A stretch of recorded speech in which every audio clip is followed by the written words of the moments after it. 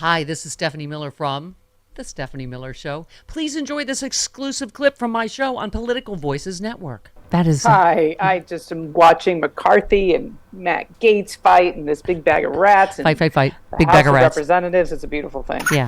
All equally awful? They're all equally awful. Yeah.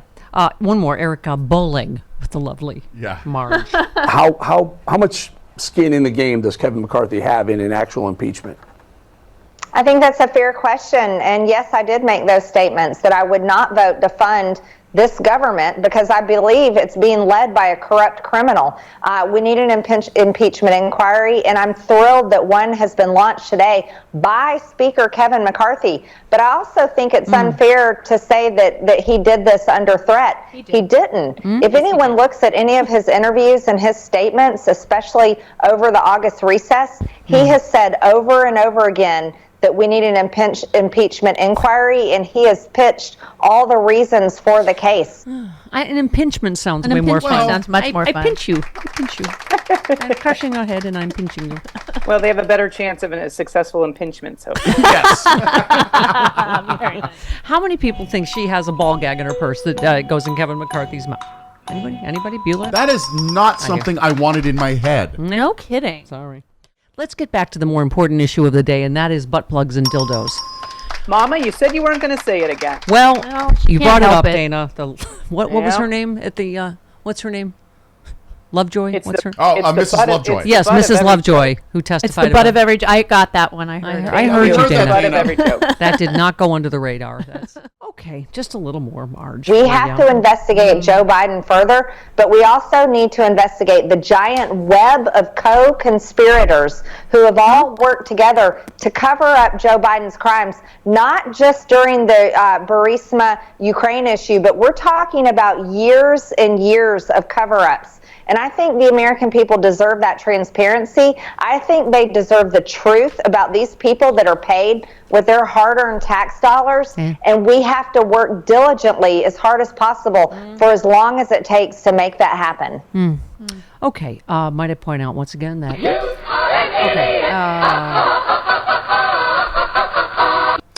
They're having a dumb off. Was it Ron Johnson this week that said the windmills are killing whales? Yes. Which is dear. maybe presumably windmill cancer or something. Don't laugh, Dana.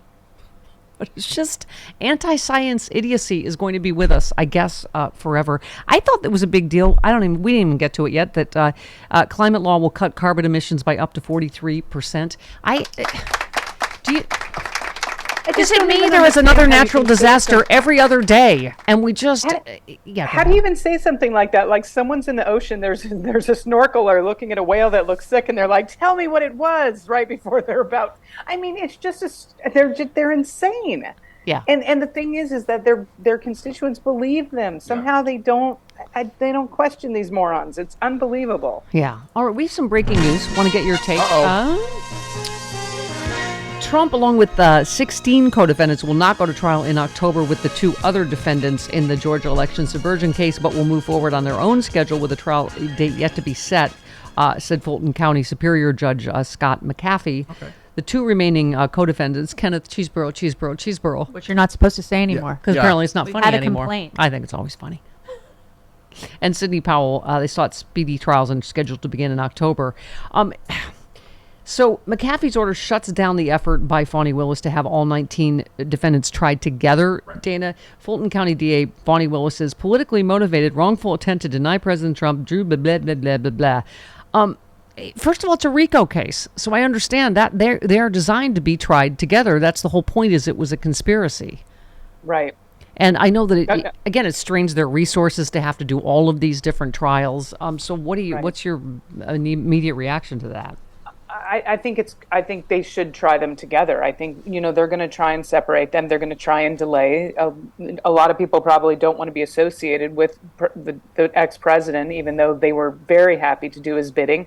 They said that this was a rubber stamp decision from Fani Willis, and it wasn't. There was over 38 people that were supposed to be indicted, or that they suggested to indict, and she only indicted the 18 or 19 of them, So yeah, she's doing her job. She's done a RICO case before. She's very good at it, and that's probably why they want to separate the cases, is because they know that she could actually accomplish this. Well, and obviously, the latest ruling from Meadows is I think great news that he cannot have a stay. He cannot move it to federal court. But they're going to try. I mean, that's the problem with this many defendants. They're going to try every delay tactic in the book and try this move and that move to try and And block. Trump is watching to see what works, to be honest with you. I mean, he said, I'm going to say that maybe I'm going to request a move. And then the Meadows decision came down and he was like, maybe I'm not. Because apparently that argument's not going to work. Yeah. Well, I mean, but somebody made the point yesterday that, obviously it biases towards the defendants that go later because they get to watch all the first trials and see all the evidence, right?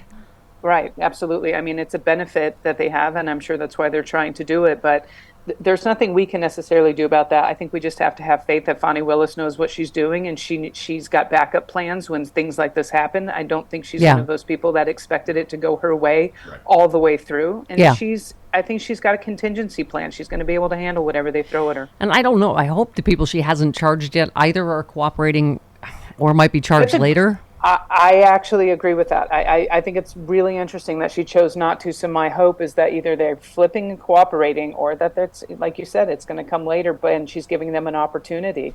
We'll see. Yeah. Elwyn in Massachusetts, you're on with Dana. Hello. Hello, Elwyn. Hello. Go ahead. Hi. I would like to make a more intellectual contribution to counter Trump's shallow, derogatory nicknames for people. When I recently watched a film clip of Jim Jordan's antics before Dr. Fauci's testimony, I decided to nickname those type of prepubescent acting Republicans prepubicans. That's funny. Okay. Listeners are funny. Steve in Chicago, you're on with Dana. Hi, Steve. Hello. Hello. I just wanted to chime in on the whole Plan B issue. The people running the Democratic Party and Joe Biden's team are very smart. Mm-hmm. They're very experienced. We do have a Plan B, but you don't tout that and lead with it. It's like Fight Club. Of course there will be a Plan B if something happens, but it's like Fight Club. You don't talk about it. Okay. We've been talking about what a treasonous douche weasel Kevin McCarthy is. Oh, I combined. You did. Canoe and treason weasel. Yeah. Nice. He, on Wednesday morning, spent time justifying an impeachment inquiry into Biden to members of his conference, although sources say he presented no new evidence against the... Did he bring Conor McGregor with him to say, I have nothing? That's what I got. Nothing. Speaker McCarthy in conference... You'll do nothing. You'll do nothing. Yeah. Not one of you will do nothing. Yeah. Get the out of here. Yeah. In conference, he was ticking through what House Republicans say they have found on Hunter Biden, hyping it up, as one source put it. Nothing new, they said, talking about shell companies, etc., that have been heard from the House GOP oversight. We played a bunch of Dan Goldman this morning, Dana. They have been through all of it. Biden's bank records, suspicious activity reports. There is nothing. We know there's no there. Yeah. We on the sane side of history know that this is just retribution. They're just trying to distract from everything that's going on with their Messiah, and it's not going to work. And they're going to fight about this within the House. Right. The Republicans are going to fight about this. It's going to be a mess, and it's going to be, if they get this far, it'll be televised for the country to see what morons there are, and how completely unprepared they are. Isn't it such a struggle, almost like as an American, to go like, this is just so ridiculous and sets such a horrible precedent. But, politically, you're like, I think it's going to hurt them. So a lot of pundits yesterday are like, they just handed the midterms. They handed the House back to Democrats. They handed the election to Joe Biden. People say the same about Trump, but I think it's so terrifying. We have so much 2016 PTSD that we're like, I think 100%. It would be a landslide against Trump, but it's terrifying.